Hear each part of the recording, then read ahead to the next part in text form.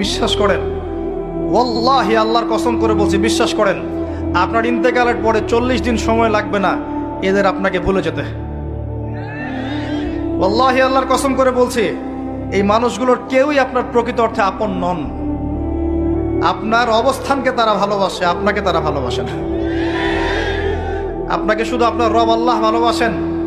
আপনি তার উপর তাওয়াক্কুল করে হারাম ছেড়ে দেন, আপনাকে আল্লাহ পাক বেহিসাব রিজিক দেবে ইনশাআল্লাহ তাআলা।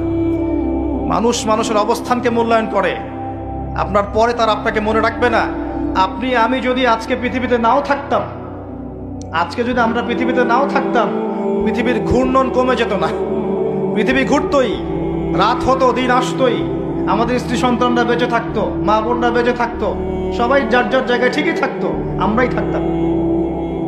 এটাই বাস্তবতা, এটাই দুনিয়ার নির্মম বাস্তবতা।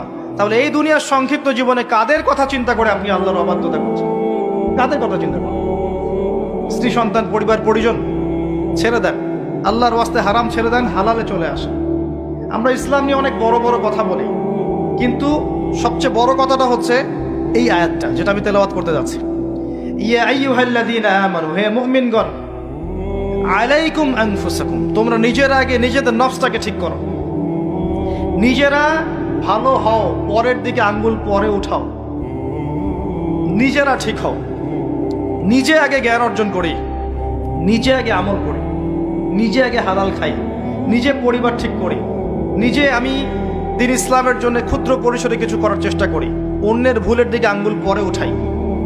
দেখবেন ইনশাআল্লাহ প্রত্যেকে যদি নিজের ফিকির করি, আস্তে আস্তে সমাজ ঠিক হয়ে যাবে ইনশাআল্লাহ। নিজে ঠিক না হলে কিচ্ছু ঠিক হবে না। আর নিজে ঠিক না হয়ে মানুষকে ঠিক করতে যাওয়া ঠিক নয়। একটা বাতি যখন জ্বলবে